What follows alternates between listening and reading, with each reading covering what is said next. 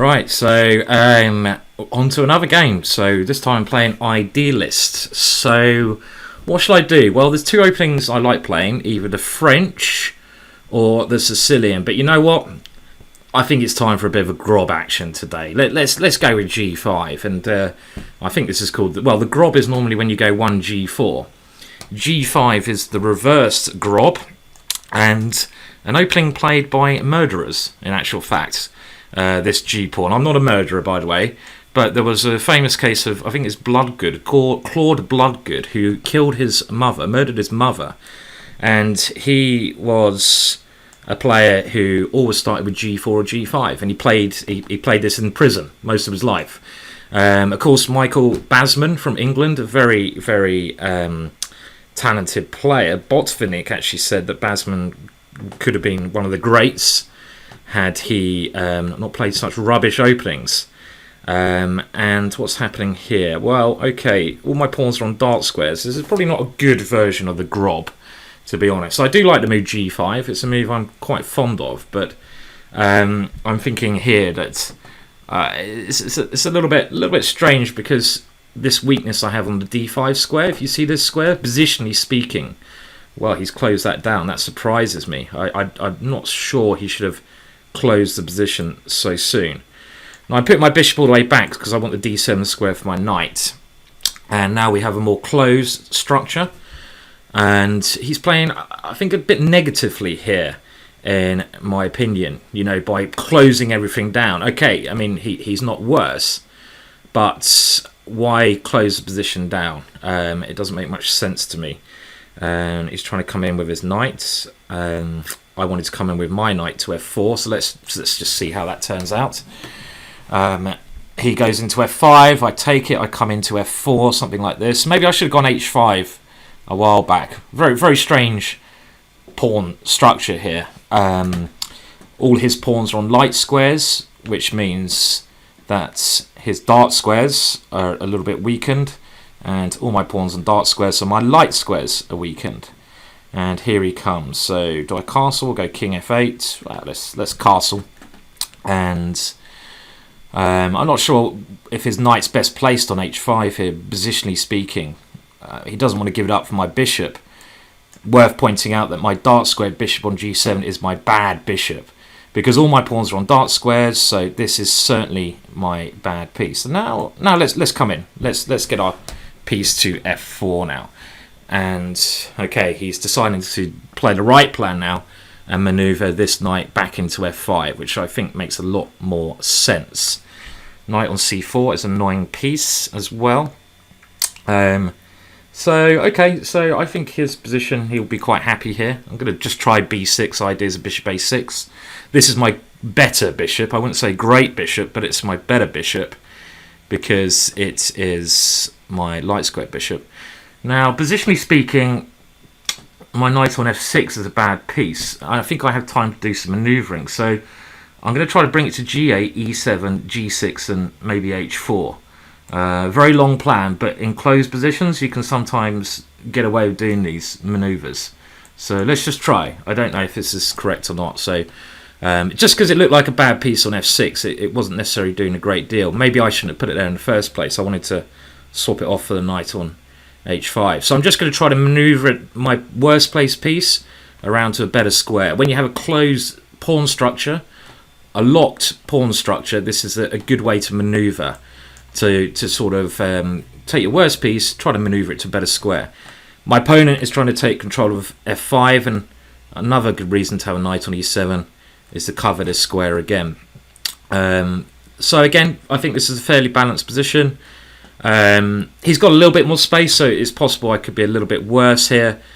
The only danger for me is where do I get my active counterplay from? So I could come in now to g6, but then he comes into f5. Do I want to allow this? This is an awful piece, my bishop on g7. It's like a big pawn. It's a super pawn. It's not a piece, it's a pawn.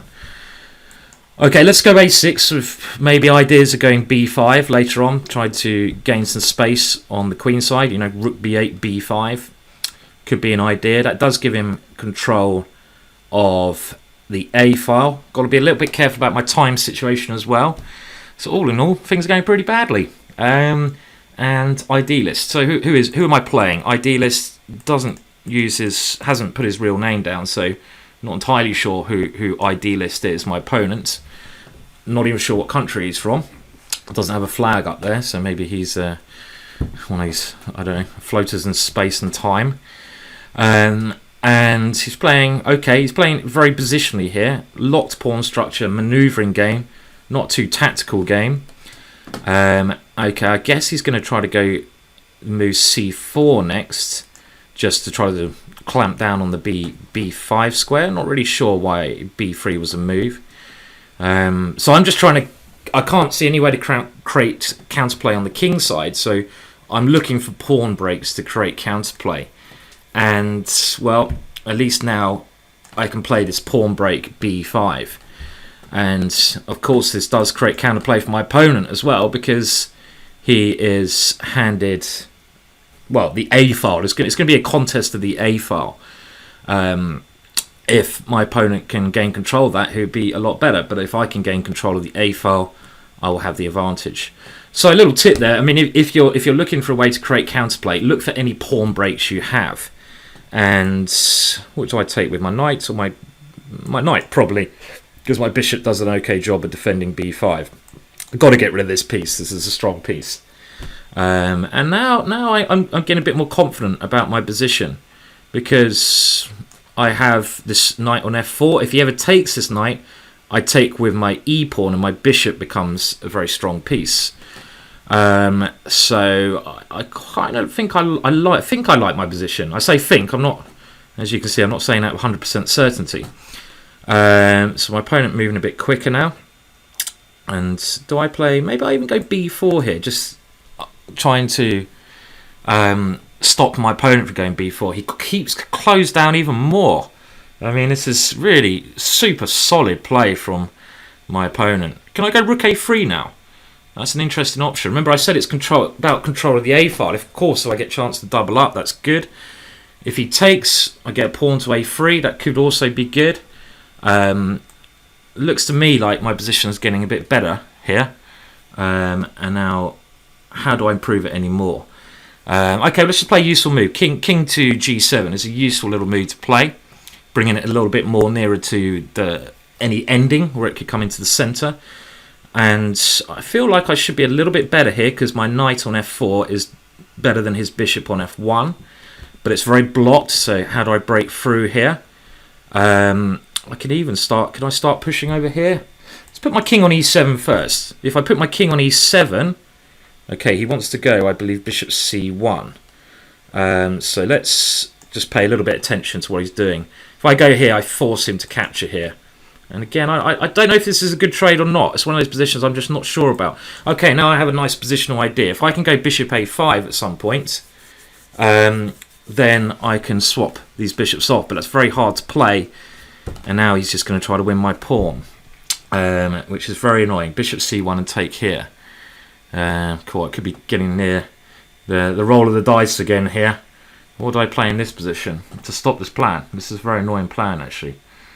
Well, I'm getting short of time, so I'm just going to have to move king g7, get my king out of any potential threats here.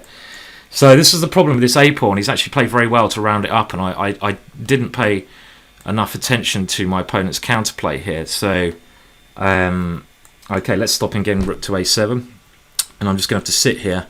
Maybe I have to try to break with g4 at some point to gain play. I mean, I've still got solid position, but I'm pawn down. I've got 34 seconds left, so yeah, okay, f6. Well, let's take that one. Thank you very much. There goes the extra pawn advantage, but I guess he wants to get his bishop into the game. Okay, well, I've got to take control of the g file, and he's coming over here with check. That's a very strong and annoying plan. So, okay, I'm going to get my rook to g5, so I get, if he does bring his queen over, at least my rook stays in front of the king. Getting a bit fast and furious here. Warm this mouse hand up. I don't think his sacrifice was entirely sound. Okay, but very equal position we have here. I just need to get my bishop in. If I get my bishop to d4, I'm happy. So time warning. Okay, thanks for that. Okay, well, I think everything's defended okay. I need to get my bishop into the game. Oh, I mean, this is really boring stuff now. And he's coming in with his. Okay, bring my king to this square. Wow, he's bloody quick. I'm moving like an old man. I'm an old man. Oh dear, what am I doing? I'm getting mated. Wow, what a patzer I am. Here we go, off we go. What? Ah! Oh dear, this is embarrassing. Embarrassing. I got one move. Yeah! There we go. As cool as a cucumber. Never a doubt in my mind. Totally outplayed the guy. You know, smooth performance. Never any worry about that one. Okay, well, you can't get much closer than that, I believe. So, Idealist played well there, and he just failed at the last hurdle. Not a great game, but I won. That's what counts.